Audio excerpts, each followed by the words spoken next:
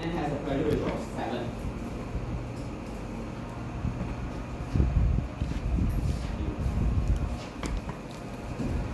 So the minimum and maximum temperature in the cycle are 310 Kelvin and 1150 Kelvin. So you know that T1 is this will be the minimum, this is the maximum. Assuming an isentropic efficiency of 75% for the compressor and 82% for the turbine, and an effectiveness of 65 for the battery generator, determine the air temperature at the turbine exit, and B, the network output, and C, thermal efficiency. So standard thing, use variable specific keys.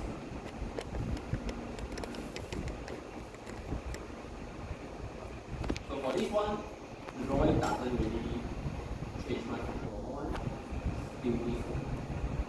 So 1 / 2, 3, 4, 4. And there's a 5 here somewhere. Okay, so when you have regeneration for Brayton cycle, then you technically don't have to worry too much. 80% of the time, I mean the 80% of the work day is the same as normal Brayton cycle. You are just getting like an additional steps. So I will just quickly go through how we resolve the early part. So assumptions, and then so since this is a variable specific question, which means this question is being cumbersome. I think 310 will be but yeah. So we are given T1 equals to 310 Kelvin. So for variable specific heat,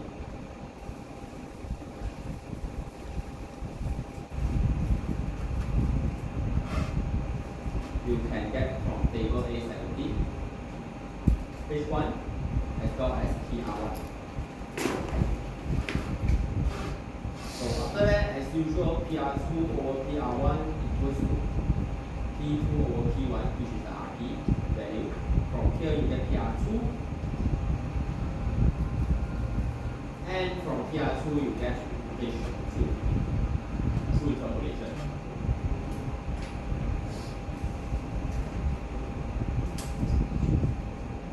So repeat the same thing for 3 and 4. So T3 equals to 1150 Kelvin. You get H3, you get PR3, and then you know that PR3 over PR4 equals to P3 over P4. You can get PR4, and you get H2, H4 S. So we see here. So these are all the isentropic version.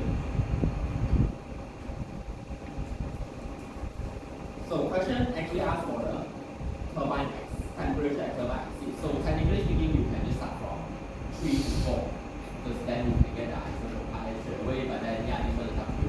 For me, I will just mark everything accordingly. The order doesn't really matter. This will jump around too.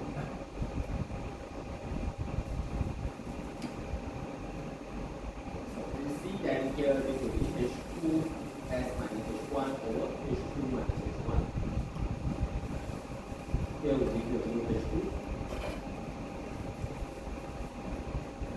and this will be H3 minus H4 over H3 minus H4S, actual H4.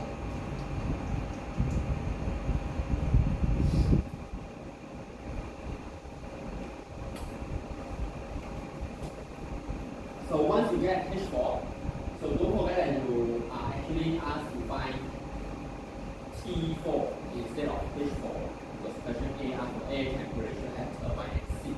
So from here, most likely you will need interpolation.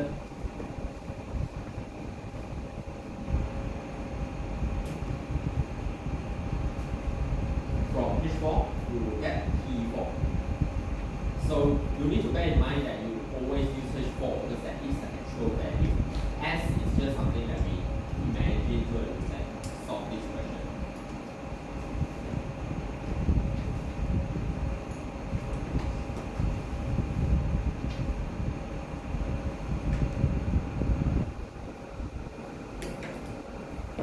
At this point, is still don't really need to find state 5 because state 5 doesn't really factor in any of our need here. So you don't really need it. So even when we now let's say we move on to B. So even at B,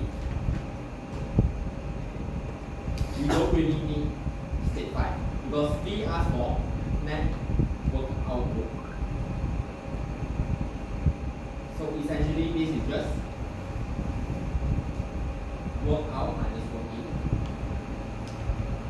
which is H3 minus H4 minus H2 minus H1. So we still don't need state 5 yet.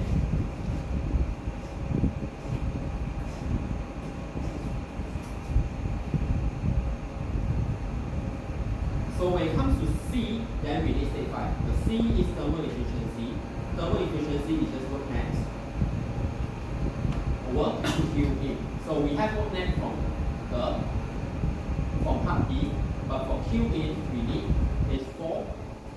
We need H3 minus H5. Because here this is a Q in. This part is reject.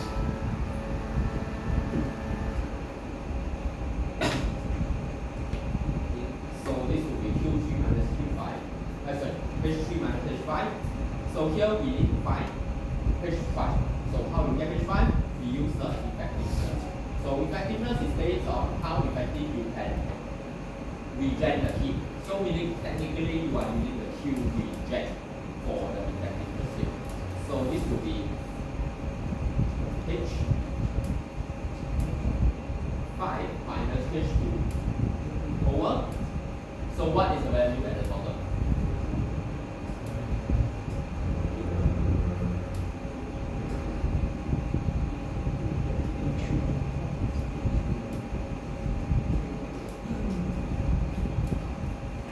So effectiveness, think about it as is basically just efficiency.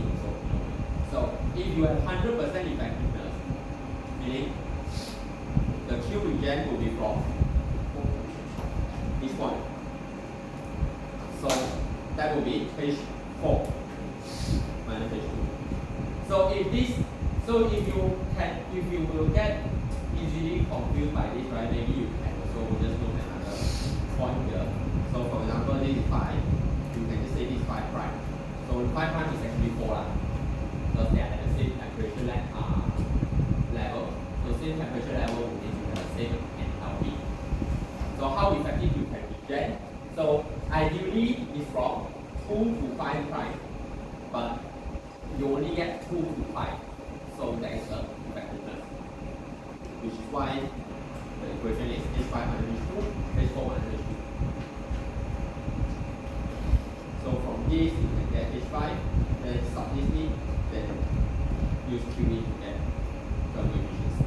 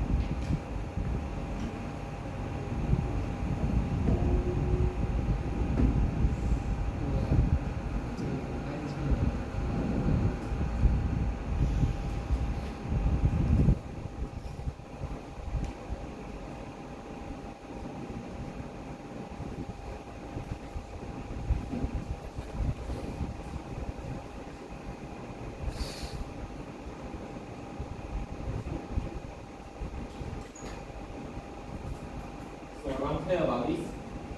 So regeneration, this is the extra step basically. The only thing that changed for the cycle for effectiveness, for regeneration is the inclusion of the effectiveness and you have the new QE. That's all. So for Brayton cycle, regeneration is much easier compared to Franklin cycle. So Franklin cycle is more complicated. For this one, it's just this.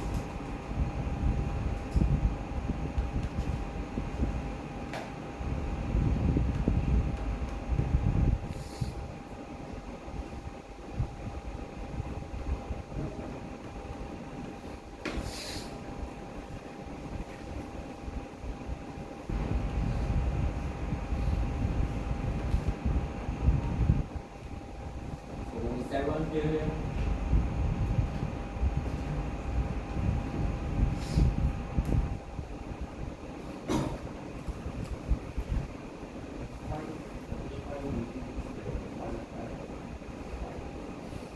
Actually, this is 5 prime. 5 prime is 4. This is 4. So we can basically, regeneration. So regeneration basically is I use the ideal one to explain it because I write many lines. So when you do regeneration, right? 1, 2, 3, 4. So basically this one at point 4, or maybe we draw a more actual one. Something like this. So technically speaking, it's like this, right? The graph. The last line is just imaginary. So this will go to atmosphere. Right? Technically this way. So this one we also take for atmosphere. So for regen, instead of letting this go to the atmosphere, we send it back here. So we use the air, the hot air, to heat back up the hot air. Okay. So since both of them are air, which means that when they reach equilibrium, by right they should be at the same temperature. So meaning, when you regen, it should be this value. So ideally, this is the Q regen. Ideal. But of course, we know that throughout this kind of process, you will have some losses. So, ended up that you only heat it up to this one. So, this is the actual Q regen.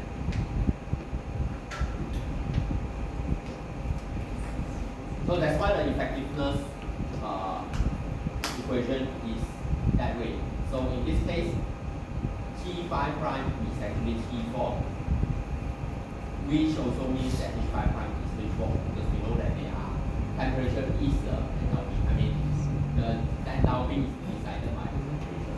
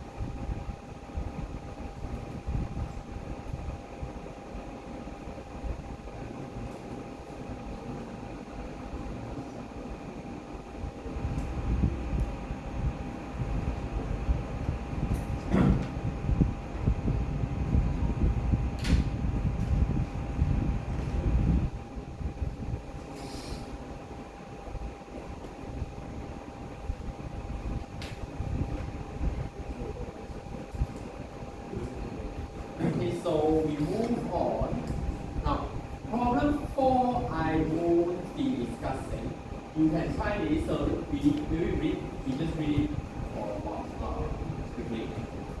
Consider a simple Brayton cycle using air as the working fluid, has a pressure ratio of 12, has a maximum cycle temperature of 600 degrees Celsius, and operates a compressor inlet at 100 kilopascal and 50 degrees Celsius.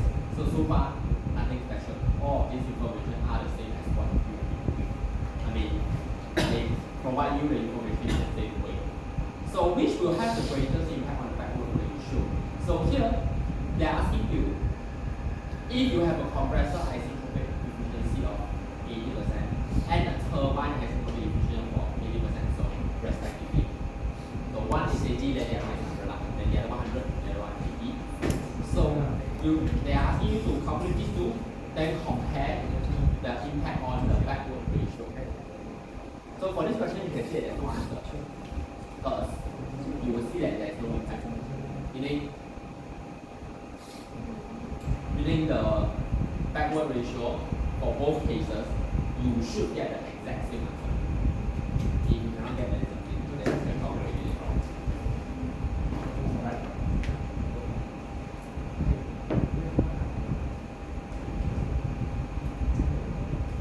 Okay, so that is problem 4. You can try that. I think problem 5 also.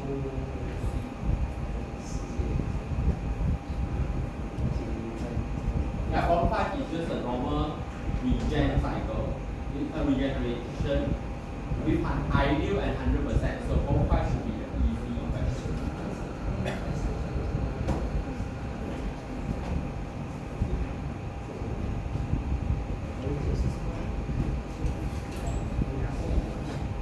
Alright, we look at problem 6. Problem 6, I will go through with you here like by reading a question, but I want you to try it. But we look at the question first, because the term that it uses here can be a bit confusing. Alright, so a gas turbine for an automobile is designed with a regenerator. So yeah, this is actually kind of how a regenerator looks like. So air enters the compressor of this engine at 100 kilopascal and 30 degrees Celsius. So here, T1 is 100 kilopascal, T1 is 30 degrees Celsius. Compressor pressure ratio is 10. Maximum cycle temperature is 800 degrees Celsius. So in this case, you can no longer write T3 equals to 800 degrees Celsius because 3 is not at where you think it is. You need to look at the diagram first.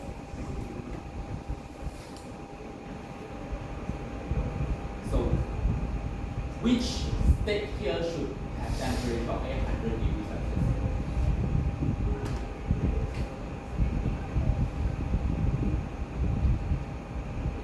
Because usually we receive maximum time with the same T2. But in this case, it should not be T2.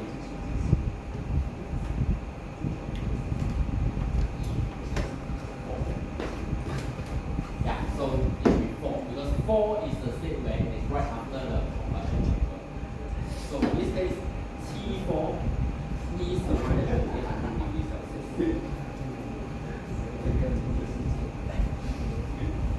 Okay, so after that you are also told that the cold air stream leaves the regenerator 10 degrees Celsius cooler than the hot air stream at the inlet of the regenerator. This sentence we ignore first.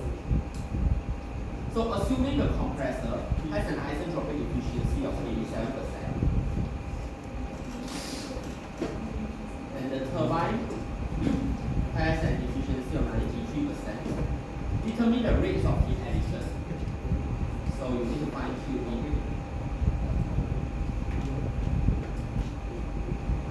And rejection, so Q out. Of this cycle when it produces 150 kilowatt. So movement is 150 kilowatt. So use constant specific heat at room temperature. So this question requires you to use constant specific heat at room temperature. Now we have, so there is one problem here. So there is one sentence that is a bit confusing for this question, which is this. It says that the cold air stream leaves the regenerator 10 degrees Celsius cooler than the hot air stream at the inlet of the regenerator. What is it trying to say here?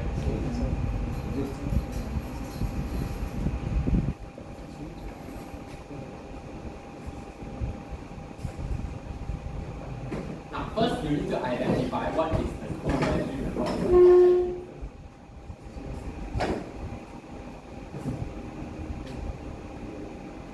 Whether it makes sense or not, that's another issue. But you need to identify what is which part is the hot air stream and which part is the cold air stream. 第四点记住错了。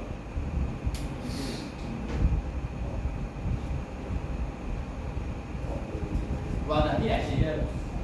Okay, technically speaking, this is inlet, this is outlet, this is also inlet, this is also an outlet. So we need to, that's why I say we need to identify which one is the hot air stream and which one is the cold air stream. Because heat exchanger has two streams. Hot is T6, then cold is the T2, T3 one, right? So, which means cold air stream leaves the regenerator, so we are talking about T3 here, right? Because the cold air stream that leaves the regenerator, so that will be T3.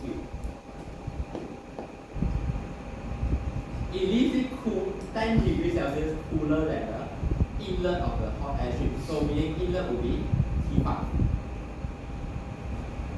So this is what the question is saying. Okay, cooler. So T5 minus T3.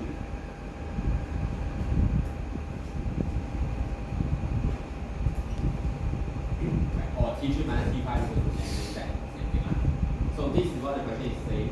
Maybe it might not make a lot of sense, value, but that's what the question is saying. So for this question, yeah, so we have went through the question. Try this out.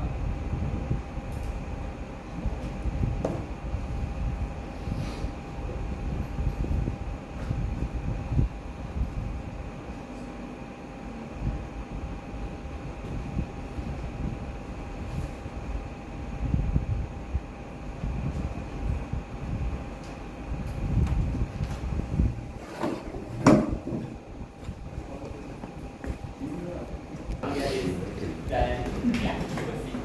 Alright, so first part of this we still the same as usual. So we do what? So like let's say in the exam you don't really understand this. Just do whatever you can first. Alright. So what you can do here is you process 1 to 2, you can still do, right? Nothing fancy here. So T2s over T1 equals to T2 over T1. K minus 1 over K.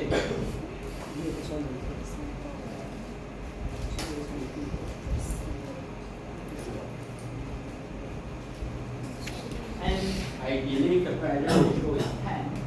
So from here, you can get T2s.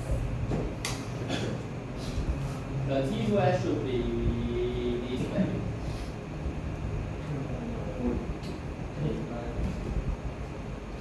Okay, so then after that, by using the thermal efficiency, the isentropic efficiency equation,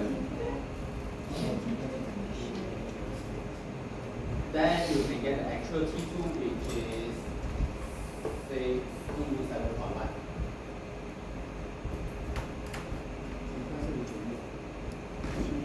Okay, so again, process 1 to 2, you can still solve at normal. So after that, process 4 to 5, so this time is 4 to 5 or 3 to 4, you can actually still solve as normal as well. Because it's the same thing. So you can do T4 over T5s equals to P4 over P5. So the P4 and P5 here is the same as P2 and P1. So then you can get T4s. So the T5s. 555 in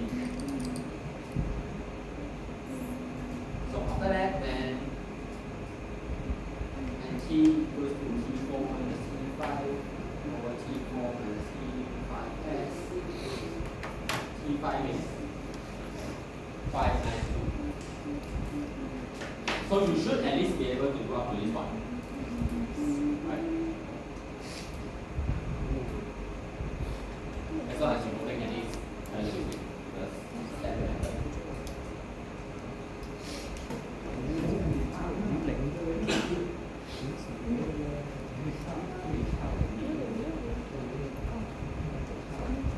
Okay, so now we need to figure out all the 3, 2, 6 and stuff. Otherwise, it's not anything.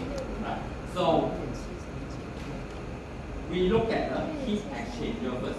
So let's look at the heat exchanger. So at the heat exchanger, we know that heat exchange takes place there, right? So for a normal heat exchange, Q in equals to Q out, we don't really care which one is Q in and Q out because we just want the temperature here. So you know that if, okay, maybe we write this in terms of full equation. So energy balance over at the heat exchanger is basically M dot Cp. T6 minus T5 equals to M dot Cp. T3 minus T2.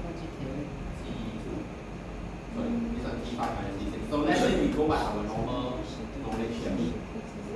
So it cannot be both. If you are using this equation, it cannot be both of them also after minus before. Okay, because one of them will be negative. So if both of them also you write, so you can also write T6 minus T5, T2 minus T3. That is okay. Because if it is negative, then they will cancel off. But if both of them also after minus before, it will be one negative, one positive. So then your value will be off. So M dot is the same thing, so they can cancel off. Cp also same because they are both air. So without these two, then it means that the change in the temperature is the same on both streams. Means that because both of them are the same substance. So if you have one water, one air, then no, the delta T will not be the same. But they are both temperature, so delta T will be the same. So based on here, we know that T5 minus T3 is 10. So you can sub this in. Then what you guys is this?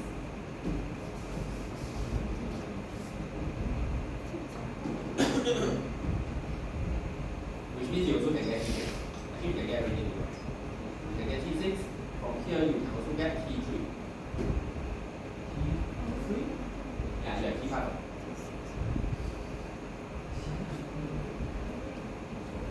Right, you have T5, so you can get T3. So T3 is just 582 Kelvin. T6 is 637.1.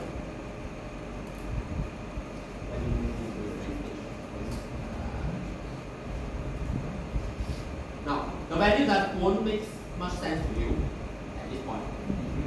We will talk about it again.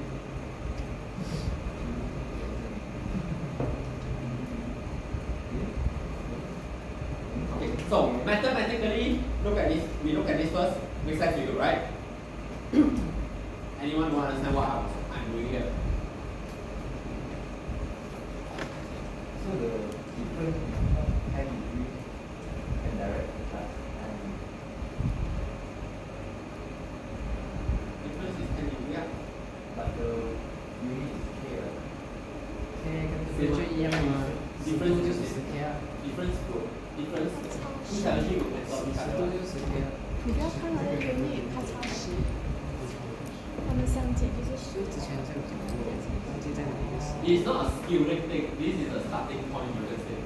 So okay,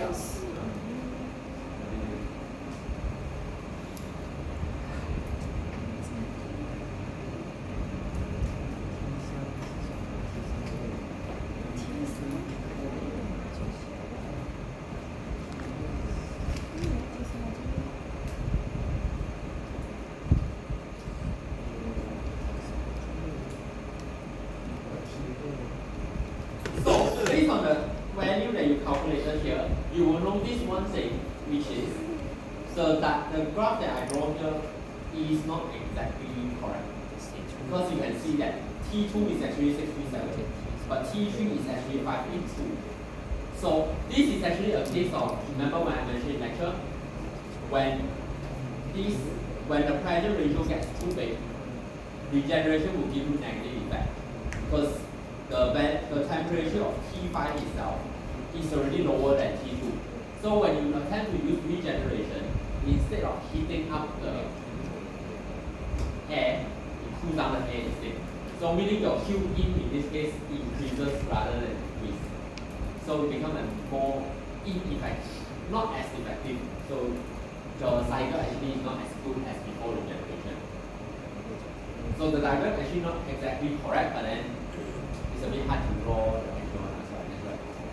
This question we are to draw. So yeah.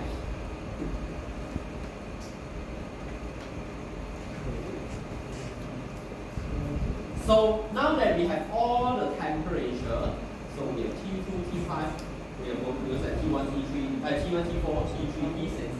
Then now you can start solving everything else. So first thing, since the question asks for rate of heat rejection and addition, which means you need the mass flow rate first. So in order to find the mass flow rate, we are given this one. So you can find mass flow rate based on this equation, and we know that workman is just Cp, yeah, work out minus work in. So T5 minus T4, sorry, T4 minus T5 minus T2 plus T1.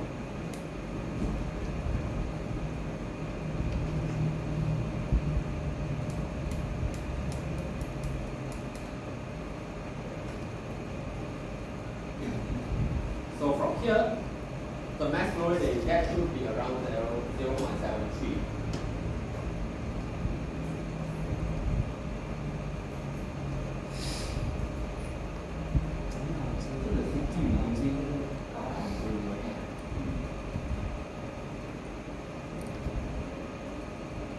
Actually, the answer is 0.0.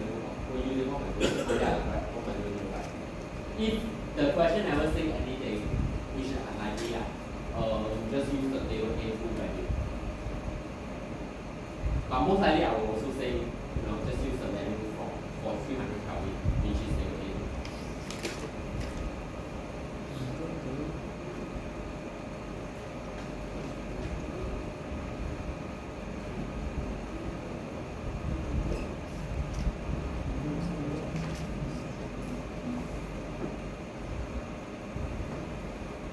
So once you have found the mass flow rate, then you can get QE. So QE is just Cp. So this QE, it has to be T4 minus T3. So even though T3 actually increases the QE, you still have to use T3. As for Q out has to be based on T6, not T5, because 5 has been, some of heat has been. In this case, it absorbs some heat. So this has to be T6, T1, not T5. Then you should get the answer given by the question.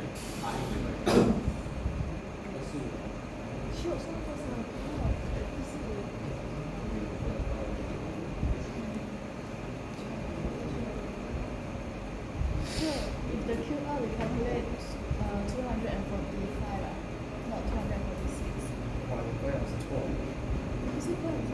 不是不能小数点没有关系的。Actually, I don't know though. 没有这个你拿一位数的。 QR. 637.1 minus 303. 657啦，637。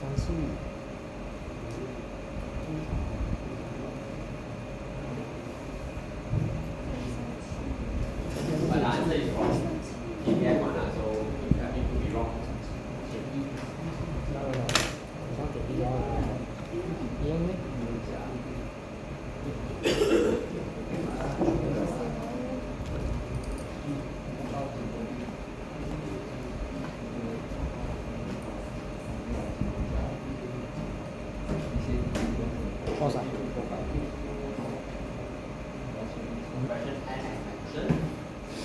So intercooling and reheating. The pressure ratio across each stage of the compressor and turbine is 3. The air enters each stage of the compressor at 300 Kelvin and each stage of the turbine at 1200 Kelvin. Determine the backward ratio and the thermal efficiency of the cycle. So you have 2 cases. One is no regenerator. B with a regenerator of 75% effectiveness. You are to use variables that make heat and thermal. So we need to draw the intercooling and reheat cycle first.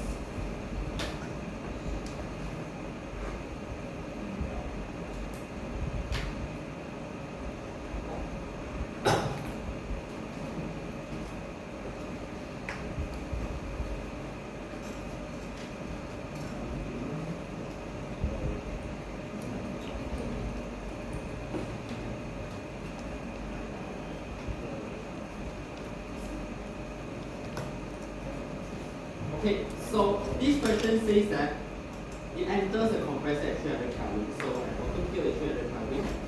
So this should be the line, or at least try to be a line actually. And each stage of the turbine at 1200 Kelvin. So we need here also 1000 to be a line, so 1200 Kelvin. Yeah, so you will have 2 work out here, 2 work in here, and Q out, work Q in, Q in. Okay. So 1, 2, 3, 4, 5, 6, 7, 8. So there are a total of 8 stages here. Okay. So this question says that the pressure ratio across each stage is actually 3. So this question is actually not as tricky as the example in the lecture. Because here, they just tell you that the pressure ratio across each stage is 3. So which means, this is actually just P2 over P1. This is not the overall like in the exam, in the lecture notes. So, on and so forth. So all this. So they are all 3. So this one is easier, you will need to square root like the one in the lecture notes. So you have to read the problem following this.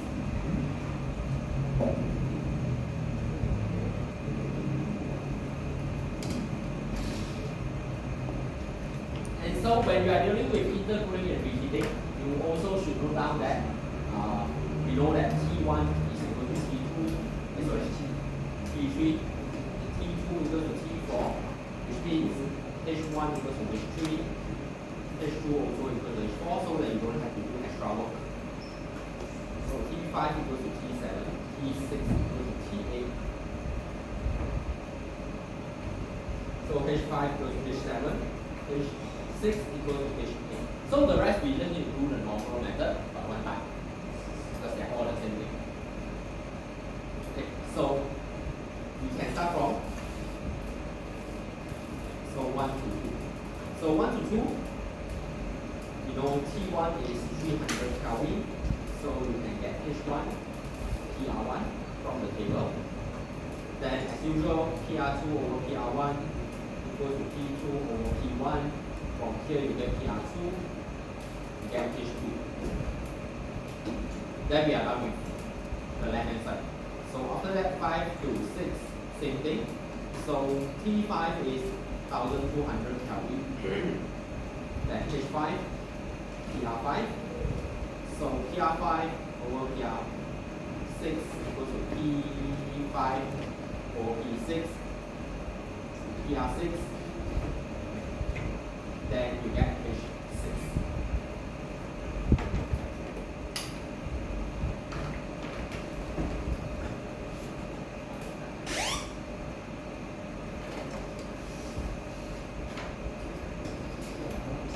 So let's say if I decide to withdraw to you, I want to, like the turbine and compressor are not ideal, then you just need the extra steps. Just like the normal one, where you calculate the H2A and H6A rather than H2 and H6.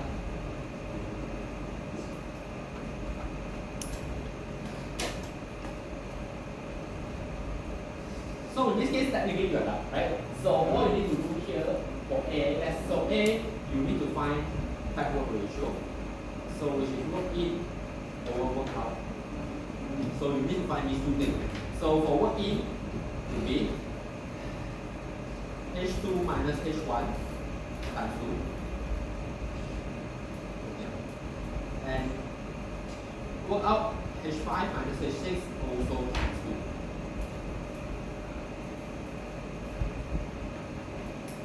Which also means that they will just cancel off the 2. So for in this case, let's say if so for backward ratio only, if you forgot that you have 2 turbine and 2 compressor, you will still get the same answer, even though technically the value are not correct.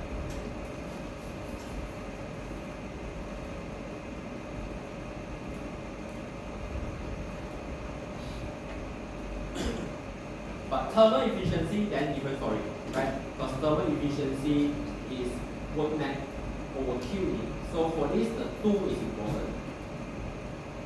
So it has to be H2 minus H1 minus H5 minus H6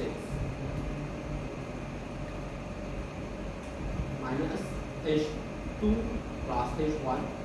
Then Q in is not times 2. So you need to remember you have 2 Q in. One is from 4 to 5 and one from 6 to 7. So H5 minus H4 plus H7 minus H6. So we have 2 heat additions here. So these are the things I don't forget. Okay.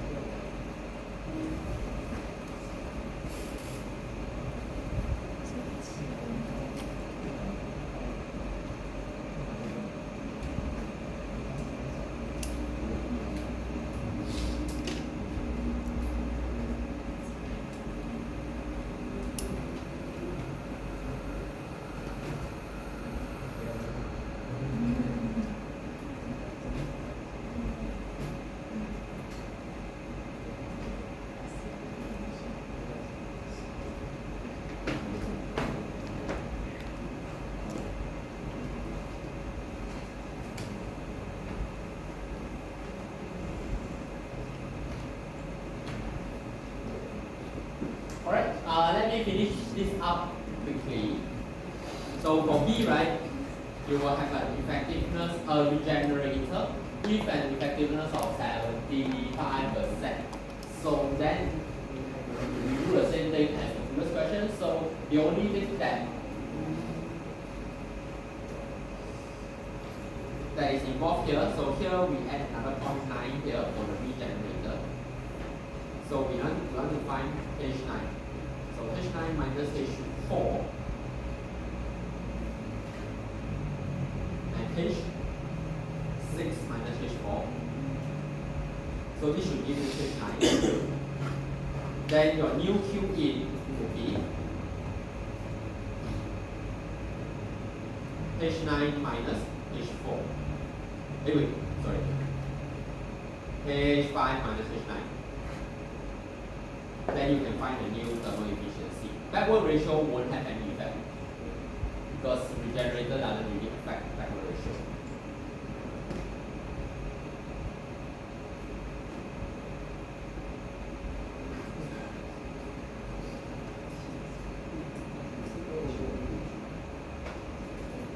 Okay, so the addition of regenerator will only affect the 4 to 5 lines, whereby yeah, you add another point there to get the Q reject or the new heating. So now that you wait, this one is wrong. You still need to add. Yeah, wait, don't forget that you have 2 cubic.